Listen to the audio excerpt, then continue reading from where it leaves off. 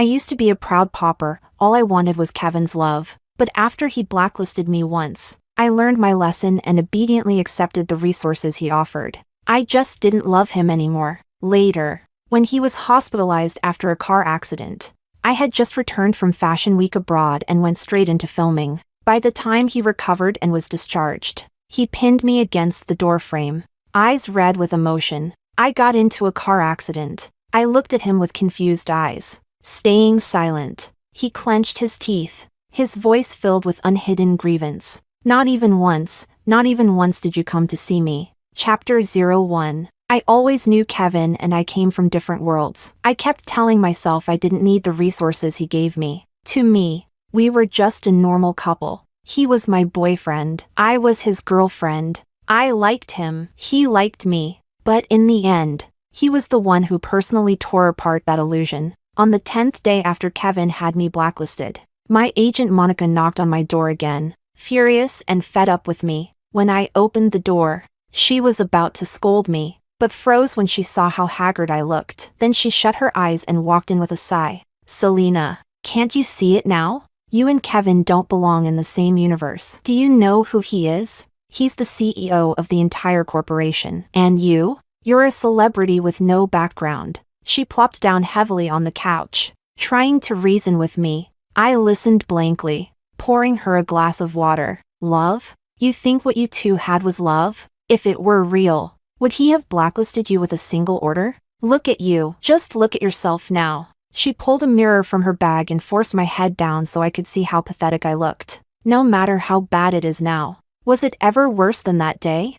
My voice was hoarse, every word like it was being forcibly dragged out of my throat. I stared at my reflection in the mirror, expressionless. She knew I was talking about the Best Actress Award ceremony, about the viral video on the trending list, where I smiled brightly while the host read out the results. Back then, I was so confident that I would win. But in the end, it wasn't me. The camera had caught my shocked, ugly expression and blasted it across the giant screen. Even though I quickly recovered and forced a stiff smile while clapping, I was still mercilessly mocked online as someone who couldn't accept losing. Monica sighed again and went on. I told you long ago, you two were never a match. I said you should use your youth to get whatever you could from him, his resources, his connections. That was the only way to climb higher and go further. You're just a love-obsessed idiot. You never listen. You're driving me mad. Lately, with all the drinking I'd been doing, my brain felt dull. Maybe that's why I couldn't even feel the stabbing pain in my chest anymore. Kevin and I had been together since high school. In that aristocratic school filled with the stench of money, it was nearly impossible to survive without connections, even with good grades. But Kevin had carved out a space for me. Back then, at dusk, he'd sit beside me, lazily playing with my hair while I lowered my head to take notes. Then he suddenly leaned closer, his eyes burning, his smile dazzling. Top student, ever thought about falling in love? That boy with the clear, bright eyes overlapped with the man who later stared down at me in the garden, cold and distant. Selena, don't regret it. What he meant by don't regret it was what I heard when I accidentally stood behind the door, him saying that there would never be a future between us. I'd cried when I told him we were over. Back then, I foolishly tried to preserve some kind of equal relationship between us. With my ridiculous pride, he'd always say with a smile, if you need resources, just ask me. Why make things so hard on yourself? I used to hug him tightly, burying my face in his chest and poking him in protest. No way. I want to earn it on my own. That way, no one will think I'm with you for impure reasons. He would always sigh and pat my head helplessly. Now, I laughed. Tears dropped and splattered on the floor. To hell with love.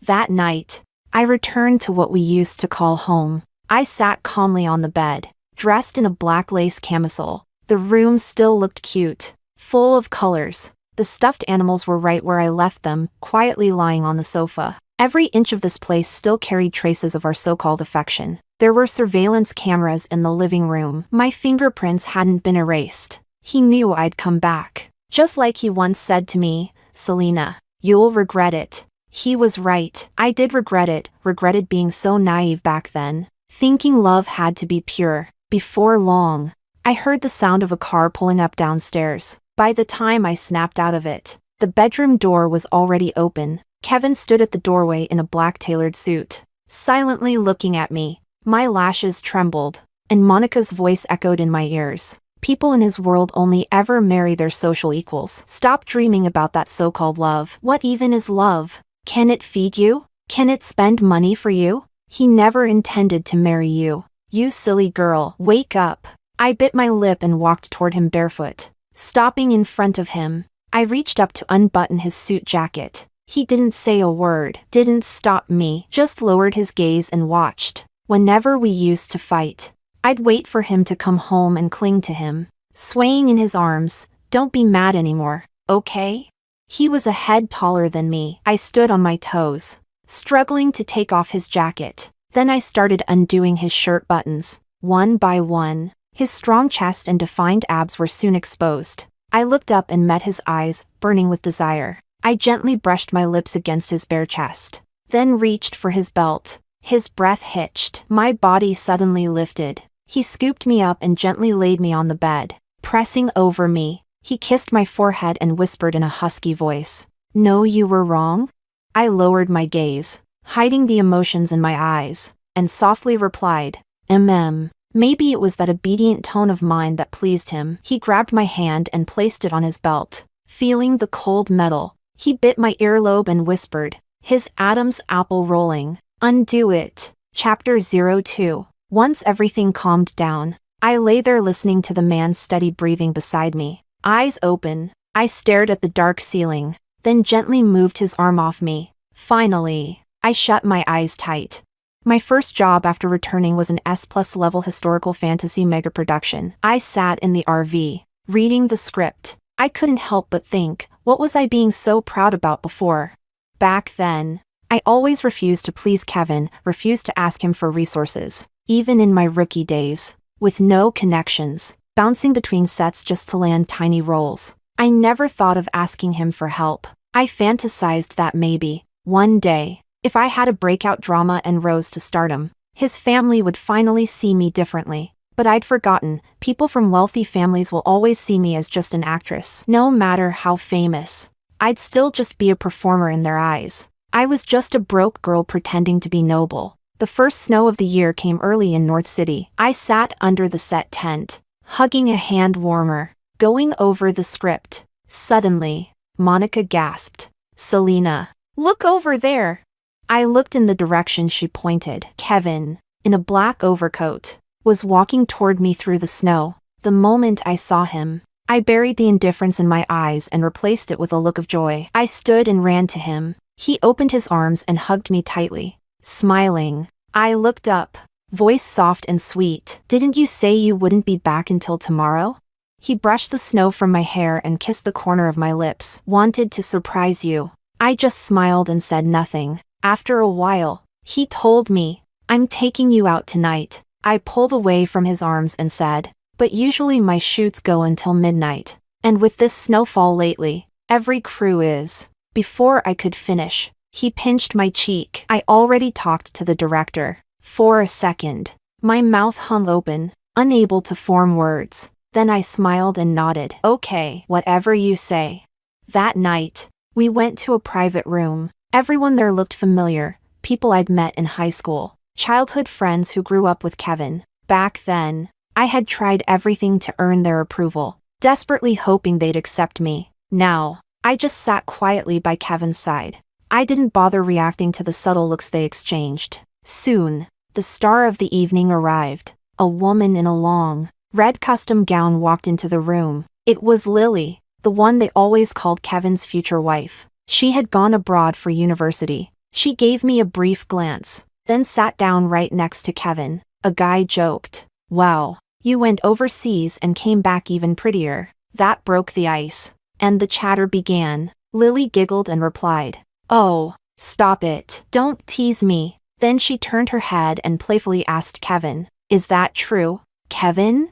I lowered my gaze, took a sip of my drink. I didn't look to see Kevin's reaction. I only heard him quietly say, "Yeah." Once all the dishes were served, I kept eating in silence. They talked about childhood memories, but I hadn't known them back then. I used to feel sad when I couldn't join their conversations or understand their inside jokes. Not anymore. Someone suddenly said. Kevin used to go on and on about how Lily could only marry him. The room fell into an eerie silence. In showbiz, I'd long learned how to dissociate, how to mentally block out words I didn't want to hear. Over time, it became second nature. Feeling the awkwardness in the room, I looked up in confusion and locked eyes with Kevin. After all these years together, I could read his emotions from even the slightest shift in his expression. He was clearly unhappy, but I didn't know why. Then Lily spoke. "Oh, come on. Don't say that. Can't you see Kevin's girlfriend is right here?"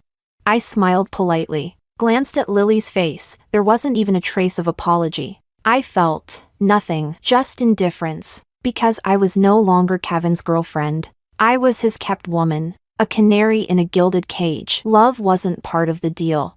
Back at the villa that night, Kevin had been drinking. A faint scent of alcohol clung to him. That night, he was rough, unusually so. His fox-like eyes were burning with fury. I didn't know what he was angry about. At first, I tried to match his rhythm, raising my body to meet his. But eventually, I broke down, crying and begging him to stop. Chapter 03. In the days that followed, I sent Kevin a few WeChat messages. He never replied, so I stopped bothering. I focused on filming. Since the set was far from home, I stayed in a hotel. One day, I was crouched on the ground shaping a snowman when Monica came running over in her long down coat. Totally ignoring her image, phone in hand, she shoved it toward me. The top trending headline read, "A perfect match in the world of the elite." She tapped in. The first thing I saw was a photo of a woman clinging to a man's arm. The background was luxurious, clearly from some high society gala.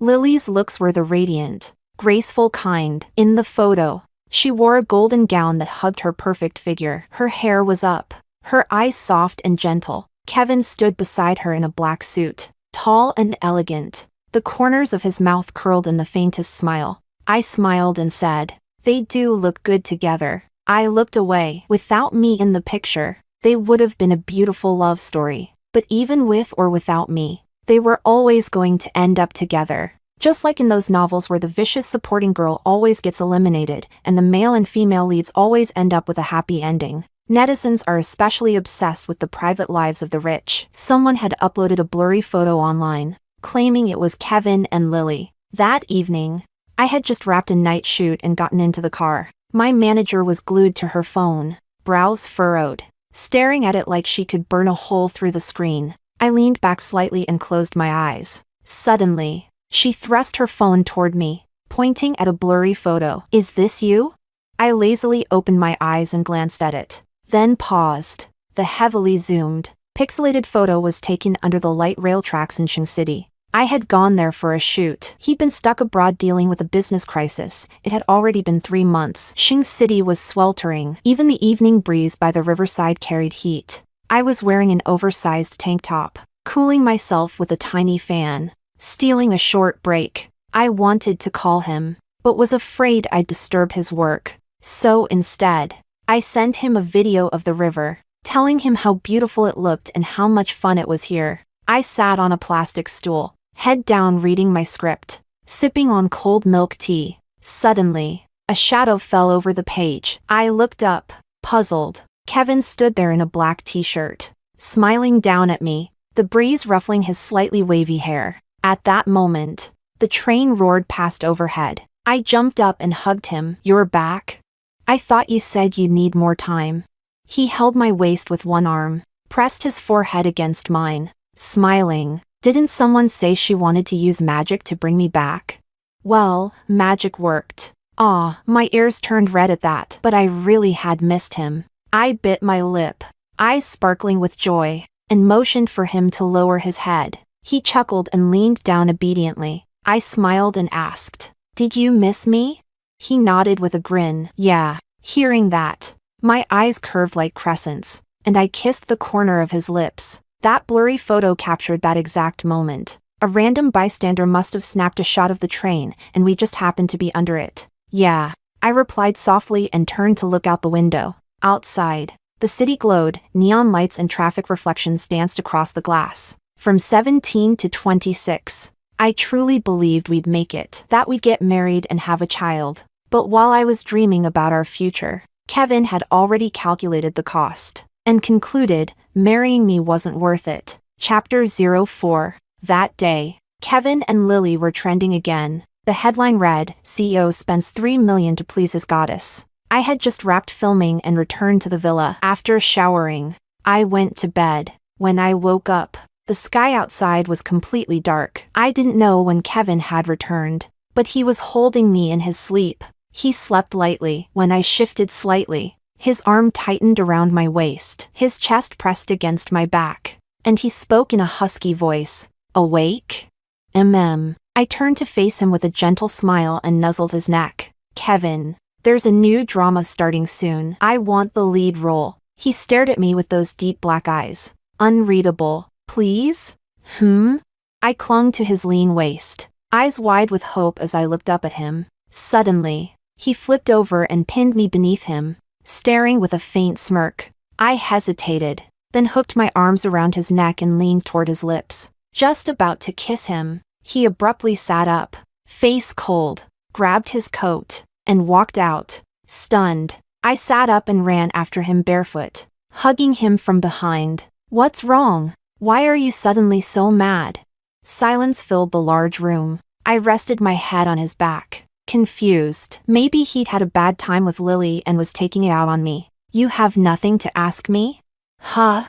He turned around, eyes burning. Do you still love me? Of course I do. Why wouldn't I? I lied without blinking, smiling sweetly to please my sponsor. But he didn't seem happy. He just hugged me tighter, and I could hear his heartbeat. Then, softly, he asked again, really? I'd taken a few days off since the last time I brought it up. Kevin still hadn't given me a clear answer. I frowned, sitting on the couch, staring upstairs. Didn't he say that as long as I didn't ask for love, I could have anything else? And yet, he wouldn't even give me one female lead role, let alone anything more. If he got engaged to Lily in the future, I'd truly be left with nothing. My eyes shifted. Suddenly, I thought of the blurry photo my agent had shown me last time. Whether the shadowy figure in it was Lily, random netizens might not know, but people close to her would. Hey sis, can you help me with something? I grinned and held out my phone to my agent. Don't worry, nothing bad's going to happen. In this industry, I've seen so many couples who once seemed enviable, madly in love on and off camera, only to get torn apart by fame and ambition. Maybe I've finally graduated from the course called growing up. So when Kevin's mother blocked me in the dressing room, I wasn't surprised. Unlike my startled agent and assistant, I simply smiled and waved them out. The elegantly dressed socialite matriarch gave me a once-over and ordered her bodyguard to wait outside. Selena? She called my name with clear disdain as she sat down. Impressive moves. Even I fell for them. I smiled politely. Auntie, I'm afraid I don't understand what you mean. Humph. She sneered, then threw a photo on the table. This woman, isn't that you? You were the one who made sure I'd see it, weren't you? She tapped her ringed finger on the table. Since you called me here, let's get to it. What's your price? Her sharp eyes narrowed. The price for leaving my son, knowing when to stop. I parted my lips slightly and said softly, I want every top-tier resource that can push me to A-list. The room fell silent. She stared coldly, smiling without warmth. You really believe I couldn't erase Selena from the industry by tomorrow? I do, I replied, lips painted in red, smiling. But Kevin wouldn't. He likes me. We've been together since we were 17. No matter what happens, he'd never leave me stranded. Her expression darkened. After a moment, she said coldly, I'll agree, but only if you do something for me in return. I replied without hesitation. All right. You don't even want to know what it is? I tilted my head. Isn't it to help you get Kevin and Lily together? She looked surprised at how quickly I said it, then chuckled. It's refreshing to talk to someone smart. She picked up her handbag with elegance. I'll wait for good news. The Fashion Week flight the day after tomorrow won't wait. I curved my lips. Safe travels, madam. Compared to a woman who only wants love, A woman who wants power and benefits is much more reassuring to someone like her. Chapter 05. Maybe even fate was on my side, because today, Kevin's long-lost brother-like friend returned from overseas. Sam, the one who had chased a girl all the way abroad, then stayed to finish his master's and PhD, was finally back. By the time I arrived, most of the guests had already left. Kevin was lying on the sofa, eyes half shut, cheeks slightly flushed from drinking. Sam stood by the floor-to-ceiling window, speaking on the phone. "Yeah, it's almost done. I'll be home soon." From the sound of it, things had gone well for him. When he hung up and turned around, he adjusted his rimless glasses and smiled. "Long time no see, sis-in-law." I walked over to Kevin and smiled lightly. "Long time indeed. Are you planning to settle back here?" "Yeah, my parents haven't been doing too well these past few years. It's easier to take care of them here." Then he added, "Don't blame Kevin, he only drank a little because I just got back." Back then, I used to hate it when Kevin drank. Every time he did, I got mad. Eventually, he just stopped drinking altogether. Judging by Sam's tone, he had no idea what had happened between us. But after tonight, he would. He helped me carry Kevin out. I smiled. It's normal for old friends to drink after such a long time. "Oh right, doesn't he have a private suite here?" "Better move him there. I'm afraid he might get sick and throw up in the car." This 5-star hotel belonged to Kevin's company. He had his own reserved suite here. All right. We finally got Kevin into bed. I smiled and thanked Sam. After he left, I came back and sat on the edge of the bed, silently looking at Kevin as he lay there. Outside the huge glass window, the city lights flickered in the darkness. The room was quiet. All I could hear was Kevin's steady breathing. His eyes were tightly shut, hair tousled against his forehead. He looked unusually gentle in sleep. I lowered my eyes and smiled faintly. I wonder, what would the 17-year-old Selena and Kevin think if they saw us now? Silence answered me. Still, I kept talking to myself. They'd probably be devastated. After all, I slowly panned the camera to his sleeping face. It really did seem like we loved each other once. But Kevin, remember, you're the one who gave up on us first. Everything I'm doing now is just to make sure those 9 years of my youth don't look like a joke. I stood up to leave, but just as I turned, Kevin stirred and murmured my name, uneasy in his sleep.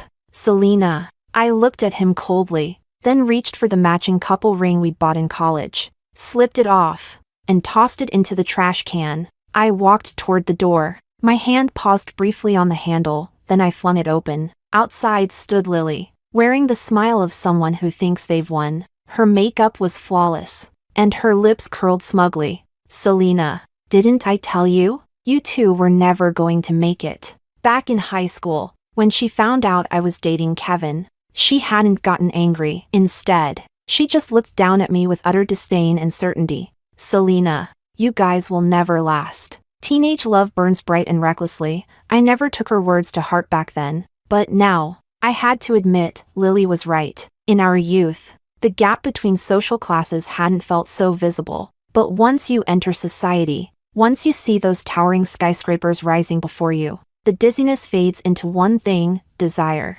Desire for money, power, desire to climb to the top of the pyramid, to look down on the world. "Congrats in advance. Wishing you a long and happy marriage," I said lightly, stepping aside. She walked past me into the room, smiling sweetly as she passed. "Thanks, and don't worry, you're not invited to the wedding." I left. The business car was already waiting outside. That night, at dawn, I boarded a flight abroad. Chapter 06. The next day, the hashtag Elite Marriage Alliance shot up the trending list. Clicking into it, the top posts were either Kevin's company's official congratulations or statements from Lily's family conglomerate. Immediately after came another trending tag, hashtag see you in car crash. But that one was quickly taken down.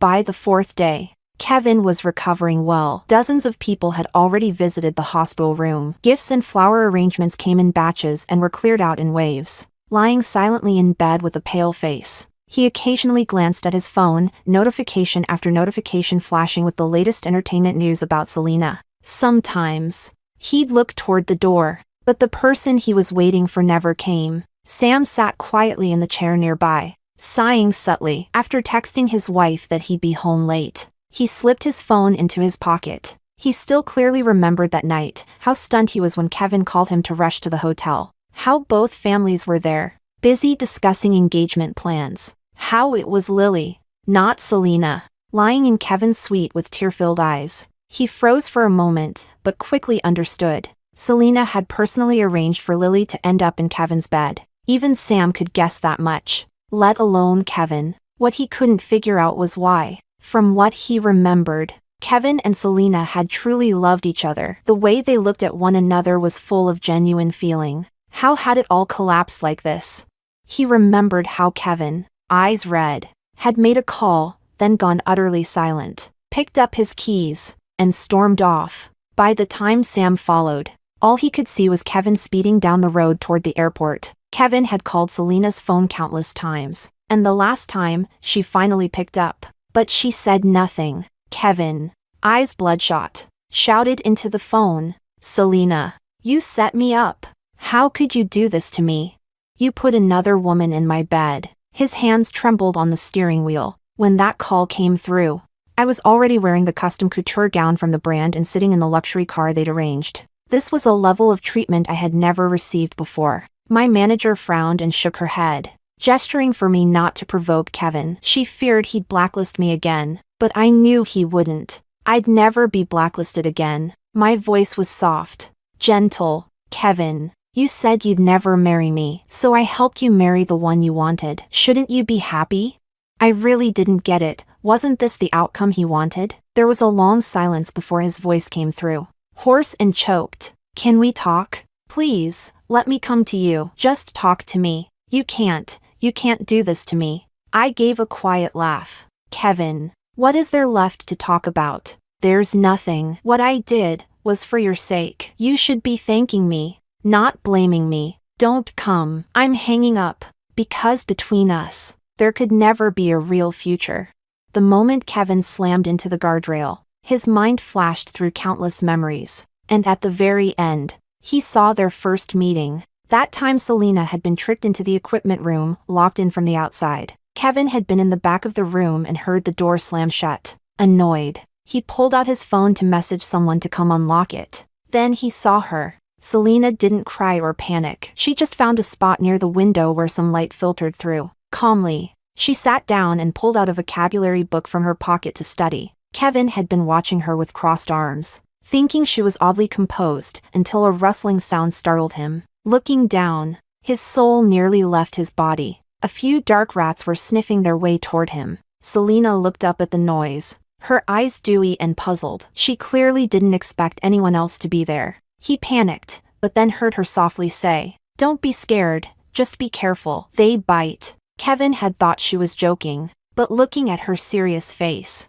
he gave up on dignity and shuffled over to sit beside her. She looked up, wide-eyed, meeting his gaze in confusion. In that split second, Kevin saw a girl in a school uniform standing in the light, tilting her head and smiling at him. It was the smile he hadn't seen in a long, long time. Chapter 07. After returning from Fashion Week abroad, I went straight into filming. During that time, Sam came to see me. He stood beneath the tree, brow tightly furrowed, clearly unable to wrap his head around how things between Kevin and me had ended up like this. I kept my eyes on the script. He and Kevin were fundamentally different. Since high school, Sam had chased after one girl. He made up his mind to marry her when he grew up. All these years, his heart had never changed. He had seen how in love Kevin and I used to be, so he just couldn't believe that Kevin didn't love me anymore. Time passed, and the sun began to set. Finally,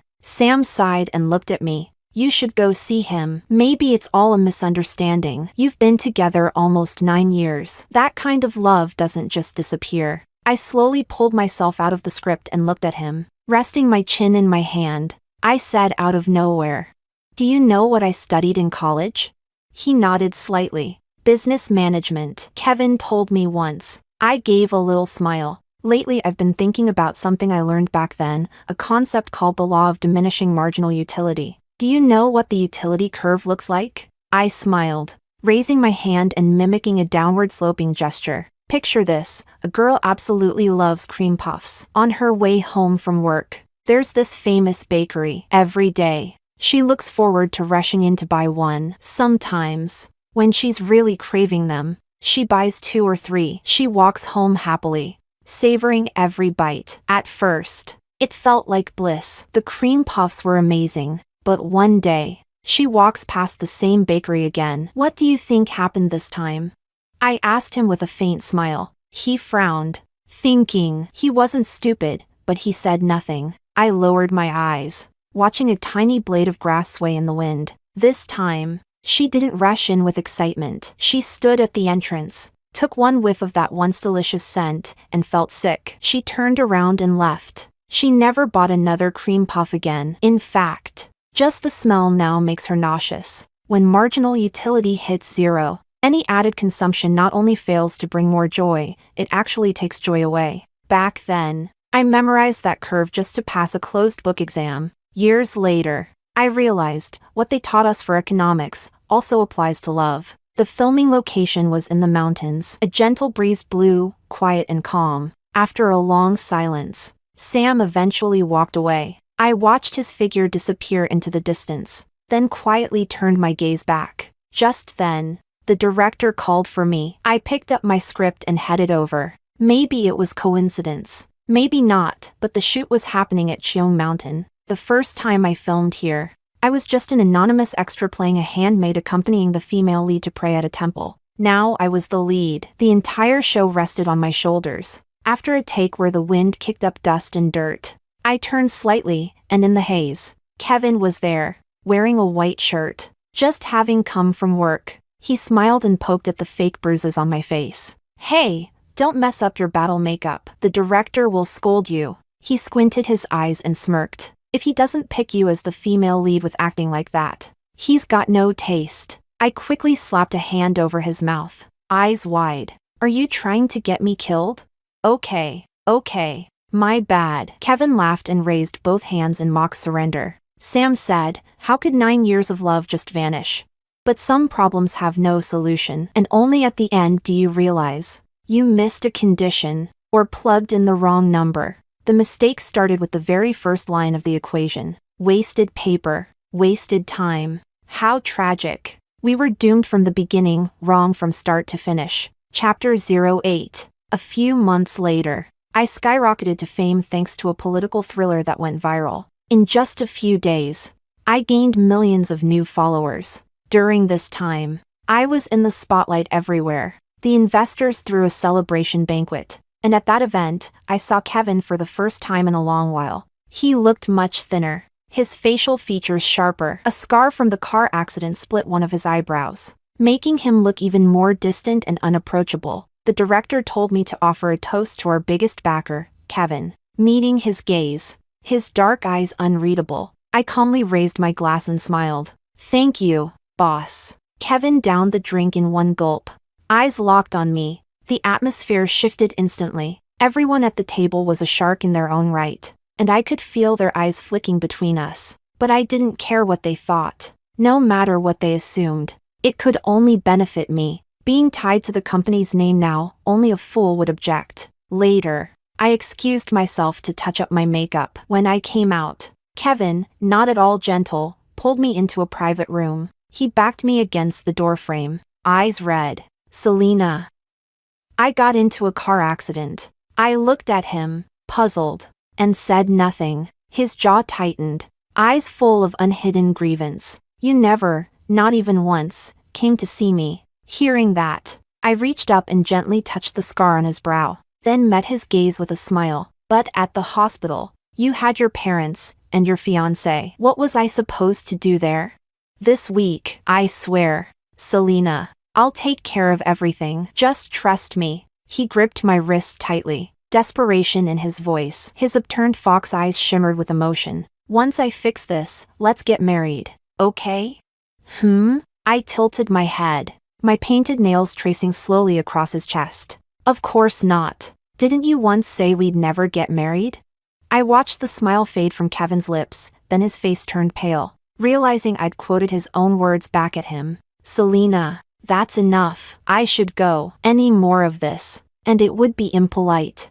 Later, while I was overseas, news came from home. Kevin and Lily had broken off their engagement. Lily called me in a frenzy. This time, she dropped all her usual elegance and composure, screaming like a madwoman. "Selena, you bitch, what the hell did you do? Everything was going exactly the way I planned. Why did you ruin it? Why?" I held the phone away from my ear, answering in an innocent tone. "Miss Lily, why are you yelling at me? It's not like I was the one engaged to you. I'm abroad. What could I possibly have done? You're losing your mind and blaming the wrong person. It was you. It could only have been you. Our alliance had nothing but benefits. He never would have broken it off if it weren't for you." Her voice turned venomous. "You're not playing fair, Selena." I laughed. "Miss Lily, did we ever make a deal? Did I promise you anything?"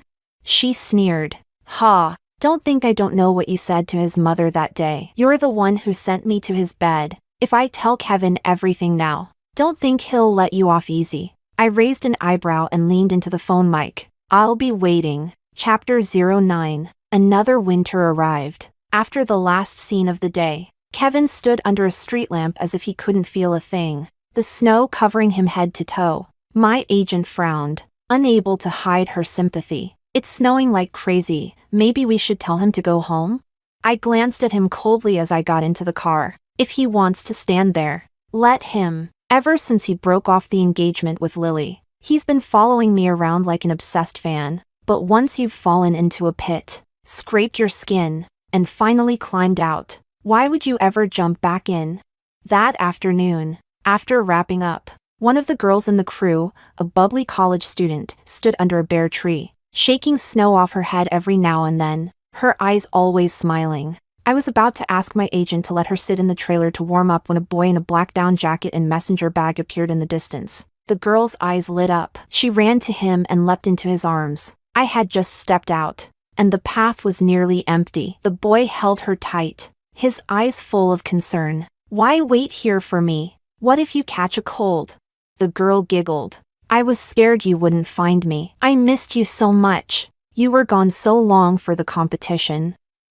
I just wanted to see you right away." "All right, I'll take you for hot pot." The boy laughed, kissed her lips, and tucked her hands into his coat pockets. The dim streetlight stretched their intertwined shadows. My eyes followed them involuntarily. "That age is so beautiful. Selena, can we start over?"